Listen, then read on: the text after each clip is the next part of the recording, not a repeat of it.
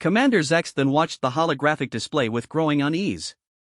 The Galactic Defense Council's war room buzzed with desperate energy as reports flooded in from across the spiral arm. The Void Devourers had broken through the Andorian line, their massive black ships consuming entire star systems as they advanced toward the galactic core. "Sir, we've lost contact with the 7th Fleet," reported Lieutenant Cravel, her blue-scaled hands trembling over the communication console. "That's 3 entire fleets in the past standard cycle." Zexthen's mandibles clicked in frustration. For 12 standard years, the Galactic Defense Council had fought against the Void Devourers with everything they had. The combined might of 47 civilizations, billions of ships, trillions of soldiers, and the most advanced technology in known space. Yet they were losing.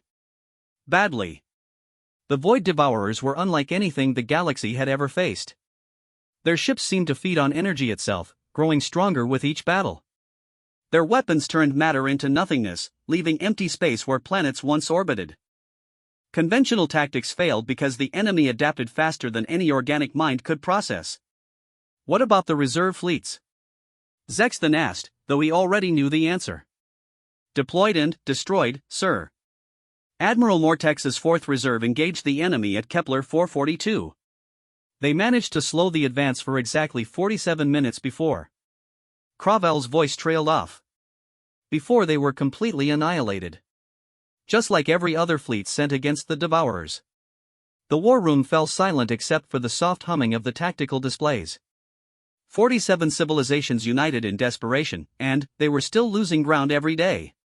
The crystalline Dominion's energy weapons, the Hivemind's perfect coordination, the Machine Empire's endless manufacturing capacity, none of it mattered against an enemy that consumed the very fabric of spacetime.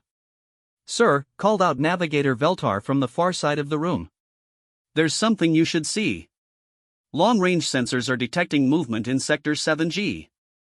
Zex then moved to the navigator's station, his heavy footsteps echoing in the tense silence. Sector 7G was on the outer rim, far from any major trade routes or inhabited systems. It was also where the humans lived. The humans. Zex then had almost forgotten about them. When the Galactic Defense Council was formed, every spacefaring civilization had been invited to join. The humans had politely declined, stating they preferred to remain neutral in galactic conflicts. Most council members had been relieved. Humans were barely a Type 1 civilization, having only achieved faster-than-light travel within the last century. Their technology was primitive, their military forces laughably small compared to galactic standards. "What kind of movement?" Zex then asked, studying the sensor readings. "It appears to be a fleet, sir. But the signatures are unusual. The ships don't match any known human designs in our databases." That was strange. The Council kept detailed records of every member civilization's military capabilities, including non-members like the humans. Their fleet consisted of roughly 3,000 ships, most of them converted civilian vessels with basic energy weapons. Hardly worth noting in a war where individual battles involved millions of ships. "How many ships are we detecting?" Veltar's tentacles danced over the control interface, refining the sensor sweep. "Approximately 2,000 vessels, sir." "But there's something else. They're moving toward Void Devourer territory." The war room erupted in confused chatter. Why would the humans suddenly deploy 2/3 of their entire fleet? And why toward the most dangerous region of space currently known to exist? "Are they evacuating?" someone suggested. "Maybe they're fleeing to the far rim." "No, sir," Veltar replied, his voice puzzled. "Their trajectory takes them directly into the combat zone. They appear to be joining the fight." Zex then stared at the display in disbelief. After 12 years of war, with the galaxy's greatest civilizations being systematically destroyed, the humans had decided to enter the conflict. It was either the bravest or the most foolish decision in recorded history. "Open a communication channel," Zex then ordered. If they're really going to engage the Devourers, they need to know what they're facing. The main display flickered, then resolved into the image of a human bridge. The humans were bipedal mammals, unusual in their symmetry and relatively small size. The one who appeared to be the commander was a female with short dark hair and intense brown eyes. "This is Admiral Sarah Chen of the Terran Defense Force," the human said, her voice calm and steady. "Commander Zex then, I presume?" "Admiral Chen," Zex then replied, trying to keep the surprise out of his voice. The humans had promoted someone to admiral rank? Their entire military structure had been built around planetary defense, not fleet operations. We've detected your fleet movement. Are you really planning to engage the Void Devourers? Admiral Chen's expression remained neutral. That is correct, Commander. Humanity has decided to join the galactic defense effort. Admiral, with respect, you don't understand what you're facing. The Void Devourers have destroyed fleets 100 times larger than yours. Their weapons we're aware of their capabilities, Chen interrupted gently. We've been monitoring the conflict since it began. We appreciate your concern, but we're committed to this course of action. Zexton felt a mix of admiration and pity. Human courage was apparently as legendary as their stubbornness, but courage alone wouldn't save them from an enemy that had defeated the combined might of the galaxy. At least let us provide tactical support, Zexton offered. We can share our combat data, coordinate your attack with our remaining forces. That won't be necessary, Admiral Chen replied. We prefer to handle this our own way. But, thank you for the offer. The transmission ended, leaving the war room in stunned silence. The humans were going to face the Void Devourers alone, with no support, no coordination, and technology that was centuries behind their enemies. Sir, Cravel said softly, should we dispatch ships to assist them? Zexton considered it, but they barely had enough ships to defend their own core worlds. Sending reinforcements to help the humans would be a symbolic gesture at best, and a waste of precious resources at worst. No, he said finally. Monitor their progress and be ready to assist any survivors. 3 hours later, long-range sensors detected the first engagement between human forces and a Void Devourer scout fleet. The readings were confusing, showing massive energy discharges unlike anything in the Council's databases. The engagement lasted 17 minutes. Sir, Veltar called out, his voice tight with confusion. The Void Devourer fleet, it's gone. Destroyed? Completely. No debris, no energy signatures. Just gone. Zexton stared at the display. A Void Devourer scout fleet typically consisted of 50 to 100 ships, each one capable of destroying a planet. How had the humans eliminated them so quickly? What about human casualties? Veltar ran another sensor sweep. Unknown, sir. The human fleet appears to be intact and moving toward the next enemy position. Over the next hour, reports continued to flood in.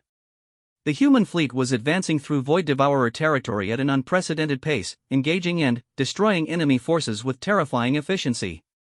Each battle lasted less than 20 minutes. Each victory was complete. This doesn't make sense, Admiral Torvak of the Crystalline Dominion said over the Emergency Council channel. How are they achieving these results with primitive technology? Maybe their technology isn't as primitive as we thought, suggested Director Hive Node Prime of the Collective Consciousness. Zexton pulled up the most recent human technology assessments. Basic fusion drives, simple energy weapons, crude shield generators. Nothing that should be effective against Void Devourer ships. Yet the evidence was undeniable. The humans were winning. Sir, Cravel announced, we're receiving a priority transmission from Admiral Chen. The human admiral appeared on the main display again, but this time her background showed a different bridge. The lighting was dimmer, the control interfaces more complex. Everything about the ship seemed different from the first transmission. Commander Zexton, Admiral Chen said, we've neutralized the forward scout groups. We're proceeding to engage the main Void Devourer fleet. We estimate completion of operations within the next 2 hours. Admiral, Zexton said carefully, we've been monitoring your engagements.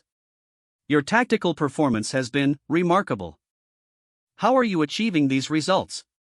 Admiral Chen smiled, and, for the first time, Zexton noticed something unsettling in her expression.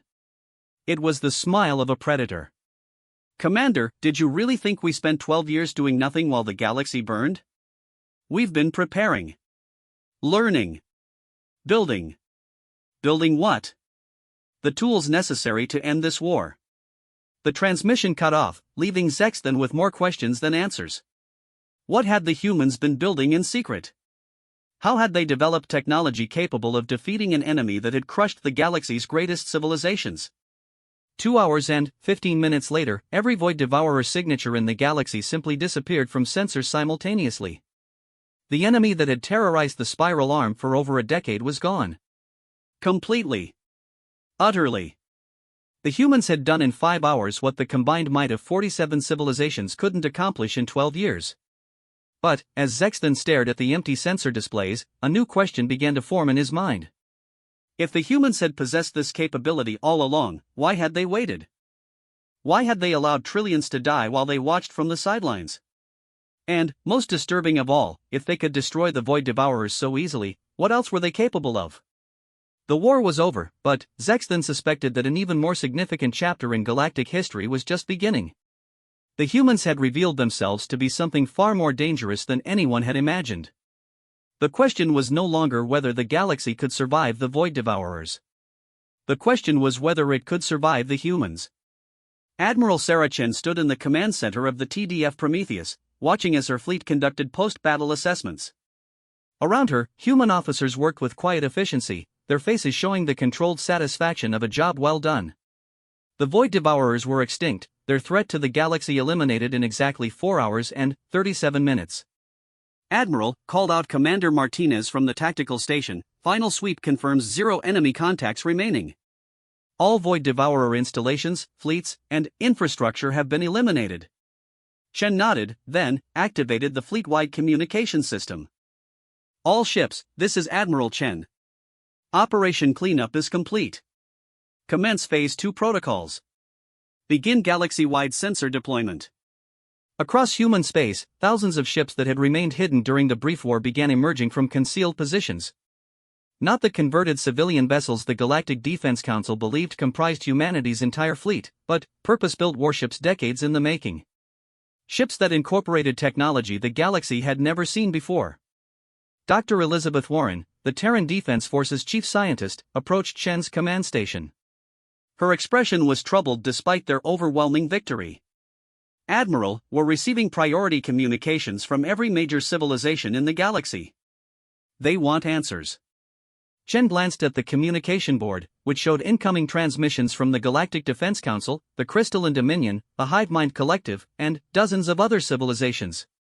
All asking the same questions: how had humanity done the impossible? What technology had they used? Where had they been hiding it? Let them wait, Chen said calmly. We have more important matters to address first. She was right. The elimination of the Void Devourers was only the beginning. For 12 years, while the galaxy had fought a losing war, humanity had been conducting a very different kind of investigation. They had been studying their enemy, learning from captured technology, and preparing for a war that would be fought with weapons the galaxy couldn't imagine. The key breakthrough had come 7 years earlier when human researchers realized something the other galactic civilizations had missed. The Void Devourers weren't just consuming matter and energy randomly. They were following specific patterns, targeting particular types of stellar formations and avoiding others. More importantly, they were communicating with something outside the galaxy. Dr. James Harrison, humanity's leading xenobiologist, had been the first to propose the terrifying truth. The Void Devourers weren't invaders. They were harvesters. Sent by something far worse that was waiting beyond the galactic rim. Admiral, Dr. Warren continued, the sensor net is detecting massive gravitational anomalies in the void beyond Sector 12 Alpha. Whatever the Void Devourers were reporting to, it's still out there. Chen pulled up the long-range sensor displays. For months, human deep space monitoring stations had been detecting faint signals from the intergalactic void. Signals that suggested the presence of structures larger than anything in known space. The Void Devourers hadn't been the real threat. They had been scouts. Time estimate until the main force arrives? Chen asked. Based on current gravitational displacement patterns, approximately 6 standard months. But, Admiral. Dr. Warren paused, her face pale. The mass readings suggest we're looking at millions of ships. Possibly tens of millions. Chen absorbed this information without visible reaction. Humanity had suspected something like this was coming, which was why they had prepared accordingly. The technology that had eliminated the Void Devourers was impressive, but it was nothing compared to what they had built for the real war. The communication board chimed with an urgent priority signal. Chen glanced at the identifier and sighed. Commander Zexton of the Galactic Defense Council, demanding immediate response. Put him through, Chen ordered. The main display activated, showing the familiar alien commander. Behind him, Chen could see the Galactic Defense Council's war room filled with representatives from dozens of species, all looking confused and desperate. Admiral Chen, Zexton began, his voice strained, the entire galaxy demands an explanation. How did you eliminate the Void Devourers? What weapons did you use? Why didn't you share this technology with the Council? Chen studied the gathered aliens for a moment before responding. These were the representatives of civilizations that had achieved faster-than-light travel when humans were still discovering fire. They had technologies that seemed like magic, lifespans measured in millennia, and collective knowledge accumulated over millions of years. Yet they had been helpless against an enemy that humans had destroyed in less than 5 hours. Commander Zexton, Chen said carefully, I appreciate the Council's curiosity, but we have more pressing concerns. The Void Devourers were not the primary threat. The war room erupted in confused chatter. Several aliens began speaking simultaneously, their translators creating a cacophony of overlapping voices. Zexton raised his hands for silence. What do you mean, not the primary threat? They nearly conquered the entire galaxy. They were scouts, Chen replied bluntly. Advanced reconnaissance units sent to assess galactic military capabilities and resource availability. The real invasion force is still approximately 6 months away. The silence that followed was complete. Chen could see the blood drain from Zexton's face, while other council members seemed to freeze entirely. The implications were staggering. If the Void Devourers had been merely scouts, and they had already defeated the combined might of 47 civilizations, what chance did anyone have against the main force?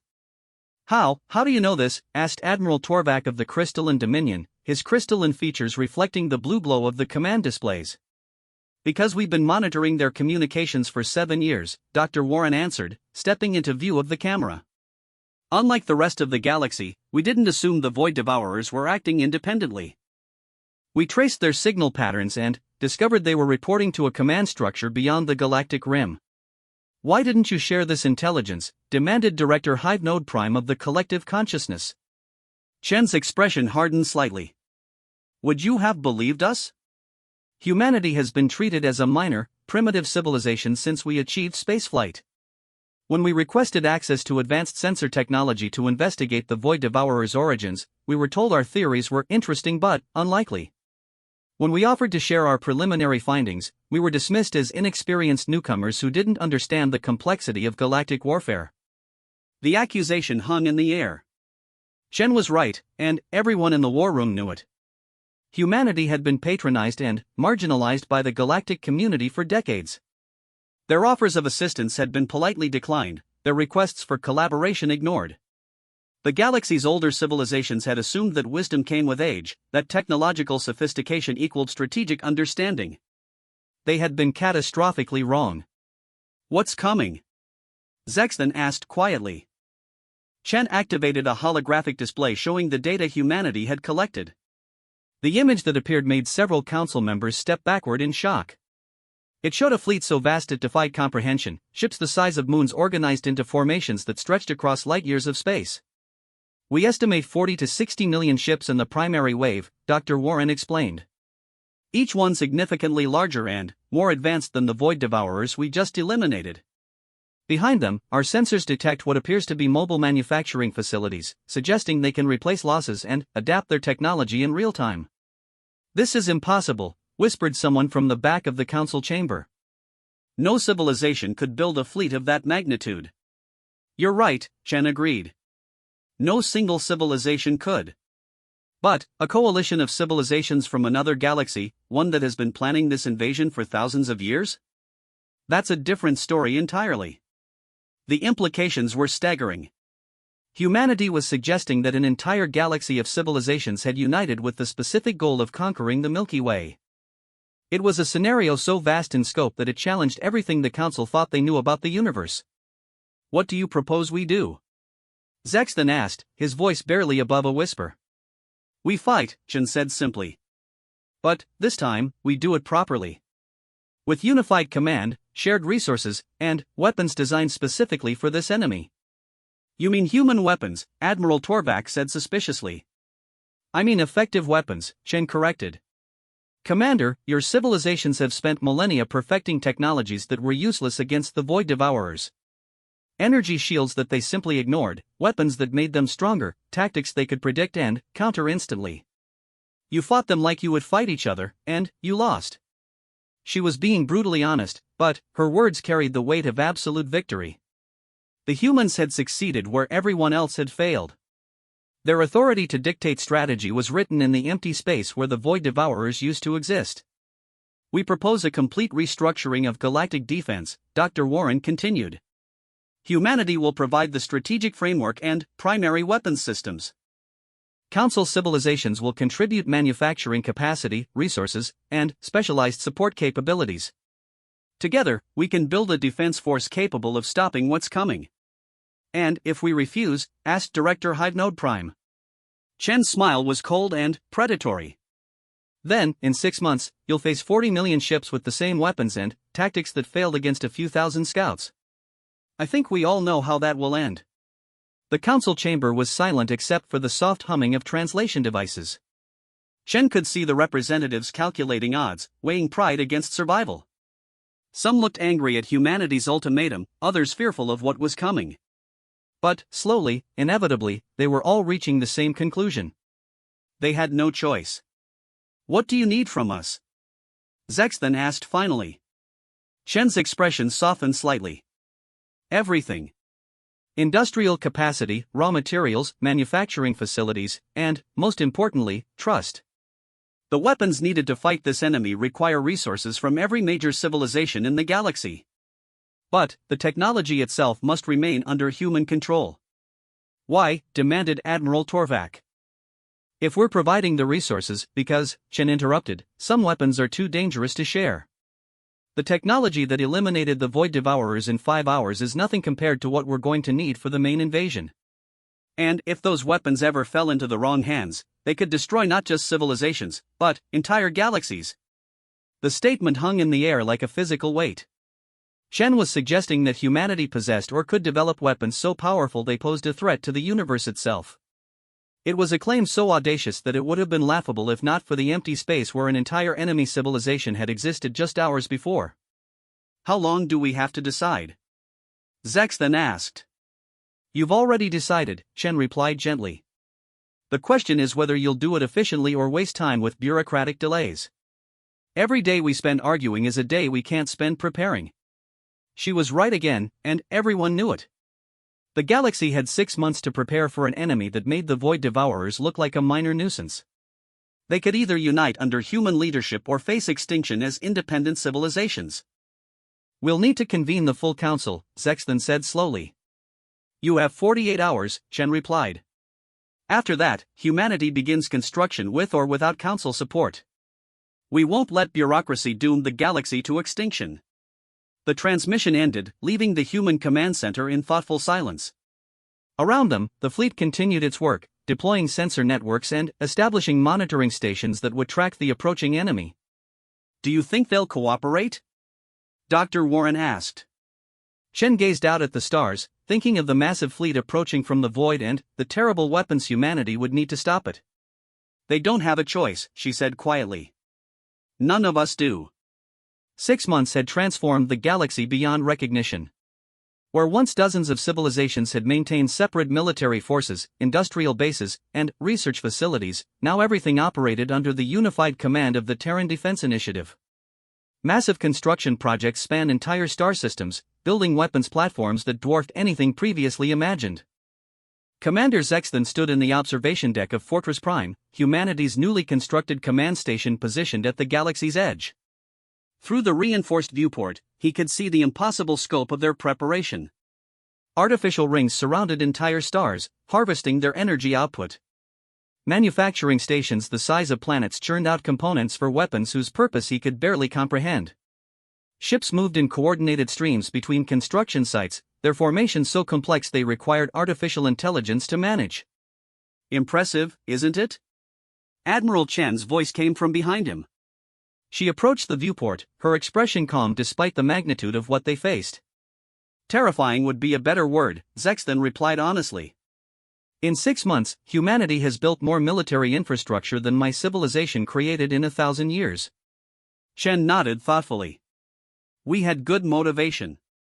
And excellent cooperation from Council civilizations. That was an understatement. Once the full scope of the approaching threat became clear, galactic cooperation had reached unprecedented levels. Entire species had converted their economies to military production. Ancient rivalries had been set aside as civilizations that had been enemies for millennia worked together on common defense projects. The crystalline dominion had provided energy manipulation technology that allowed humans to harness stellar output directly. The machine empire had contributed manufacturing capabilities that could produce components at the molecular level. The Hive Mind Collective had offered their coordination abilities to manage construction projects across thousands of star systems simultaneously.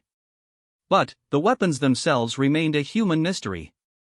Admiral, Zexton said carefully, in all these months of preparation, you've never fully explained what we're building.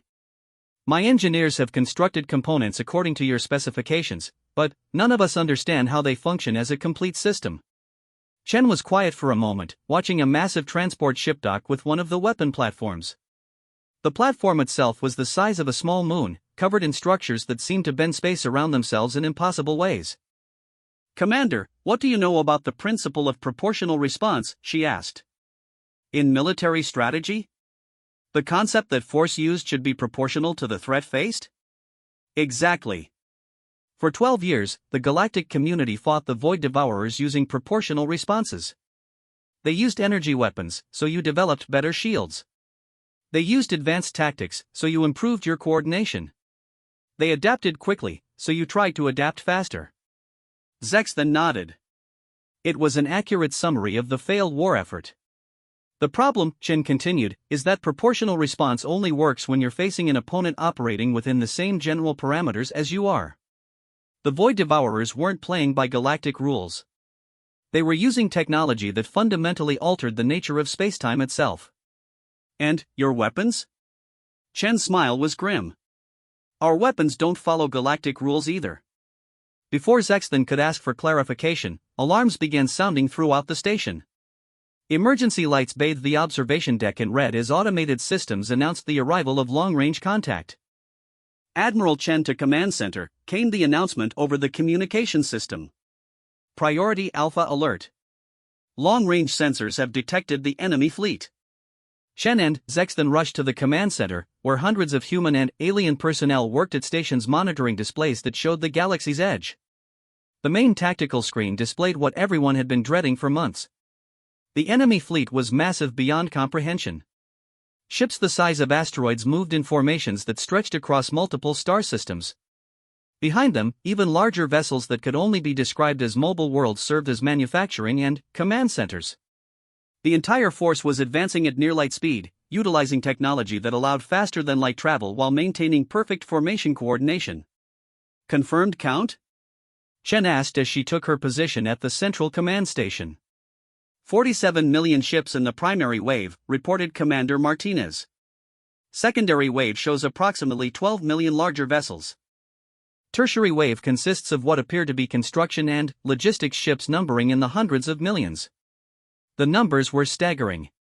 Even with 6 months of preparation, the combined galactic defense force numbered only 8 million ships. They were outnumbered by nearly 10 to 1, and that was assuming their weapons would be effective against an enemy that had easily defeated the galaxy once before. Distance to contact? Chen asked. At current approach speed, 14 hours until they reach the outer detection grid. Chen activated the galaxy-wide communication network. Instantly, every major command center in the galaxy was connected to Fortress Prime. The faces of civilization leaders, military commanders, and chief scientists appeared on secondary displays around the command center. This is Admiral Chen, she announced. The enemy fleet has been detected. All forces will move to predetermined positions. Operation Final Stand is now active. Across the galaxy, millions of ships began moving toward the defensive perimeter humanity had established. It was the largest military formation in recorded history, representing the combined might of 47 civilizations united under human command. But, even as the fleet took position, Zexton couldn't shake the feeling that conventional force wouldn't be enough. The enemy had 47 million ships in their first wave alone. How could any weapon system, no matter how advanced, overcome such overwhelming numerical superiority? Admiral, called out Dr. Warren from the scientific monitoring station, were detecting massive gravitational distortions around the enemy fleet. They're using some kind of spacetime manipulation to maintain formation coherence at near light speed. Understood. Initiate Sequence 1. Around the galaxy's rim, the massive weapon platforms humanity had constructed began to activate. Energy readings spiked as stellar-powered systems came online, drawing power directly from nearby stars. The platforms themselves seemed to phase in and out of normal space, their forms becoming indistinct as they charged their primary weapons. What exactly are those platforms doing? Asked Admiral Torvak over the communication link. They're preparing to demonstrate why humanity waited 12 years to join this fight, Chen replied cryptically. 8 hours later, the enemy fleet reached the outer sensor perimeter. Close-range scans revealed details that made even the most optimistic commanders lose hope. The enemy ships weren't just large, they were technologically superior in every measurable way. Their hulls seemed to be constructed from materials that didn't exist in normal spacetime. Their weapons generated energy signatures that suggested they could manipulate fundamental forces at the quantum level. Admiral, Commander Martinez reported, enemy fleet is dividing into attack formations. They appear to be targeting our primary defensive positions. Let them come, Chen said calmly. All stations, prepare for Sequence 2. The Galactic Defense Fleet opened fire first, unleashing everything they had developed over 6 months of frantic preparation. Energy beams that could vaporize planets struck the enemy ships with no visible effect. Quantum torpedoes that could collapse small stars simply disappeared when they contacted enemy hulls. Even the hive mind's coordinated assault, involving perfect synchronization of 1 million ships, accomplished nothing more than briefly illuminating the enemy fleet. The return fire was devastating. Enemy weapons reached across impossible distances to strike targets with perfect accuracy. Entire defensive formations disappeared in seconds, their ships simply ceasing to exist rather than being destroyed in any recognizable way. Within the first hour of engagement, the Galactic Fleet had lost over 2 million ships. Sir, Zexton said urgently, at this rate, we'll be completely destroyed within 6 hours. When are the human weapons going to activate? Chen checked her tactical display, where the enemy fleet was advancing steadily through the defensive perimeter. Right now, she said quietly. Initiate final protocol. Authorization Chen Alpha 77. Around the galaxy's rim, the massive weapon platforms completed their charging sequence. But, instead of firing at the enemy fleet, they turned their weapons inward, toward the galactic core itself.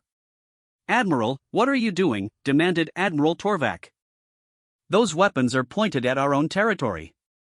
Commander, have you ever wondered how the universe began? Chen asked, her voice eerily calm. The Big Bang Theory suggests exactly.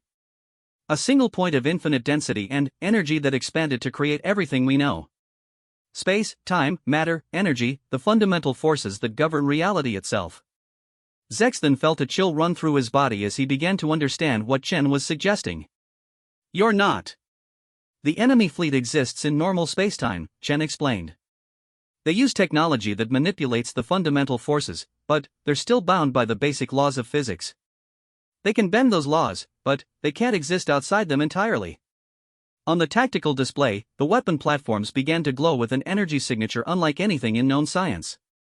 Space itself seemed to bend around them as they drew power not just from nearby stars, but from the quantum vacuum itself. Admiral, Dr. Warren announced, all platforms report ready. Final protocol is armed and prepared for activation. Chen looked around the command center at the faces of beings from dozens of species. All of them were staring at her with a mixture of awe and terror as they realized what humanity had built during their months of preparation. Ladies, gentlemen, and assorted sentients, Chen said formally, humanity has discovered that the universe is remarkably robust. It has survived one Big Bang and continued to expand for billions of years. Our calculations suggest it can survive a controlled localized event. You're going to create a new universe? Zex then whispered. Not exactly, Chen replied. We're going to temporarily reset the local spacetime continuum within a sphere approximately 50 light-years in diameter. Everything within that sphere will experience a brief return to pre-Big Bang conditions, followed by rapid re-expansion according to modified physical laws. The implications were staggering. Humanity was proposing to literally rewrite the laws of physics in a region of space containing the enemy fleet.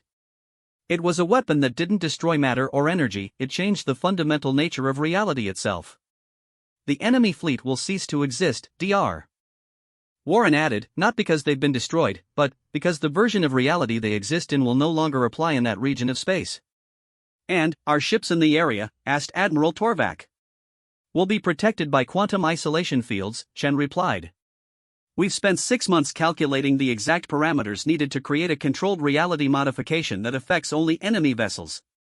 Our ships will experience a brief period of temporal displacement, but they'll emerge unharmed when normal spacetime reasserts itself. On the main display, the enemy fleet was now only 2 hours away from reaching the galactic core. They had destroyed over half the defensive fleet and showed no signs of slowing their advance. All stations, Chen announced, this is Admiral Chen. Final protocol is authorized. Execute in 3, 2, 1, mark.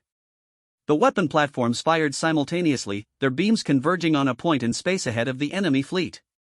For a moment, nothing seemed to happen. Then, reality itself began to change. Spacetime twisted and folded as the convergence point became a sphere of absolute nothingness. Not darkness, not vacuum, but the complete absence of existence itself. The sphere expanded rapidly, engulfing the enemy fleet in a wave of pure possibility. For exactly 17 seconds, 47 million enemy ships experienced the universe as it existed before the Big Bang. In that state, the concepts of matter, energy, space, and time had no meaning. The ships didn't explode or disintegrate, they simply stopped being possible. When normal spacetime reasserted itself, the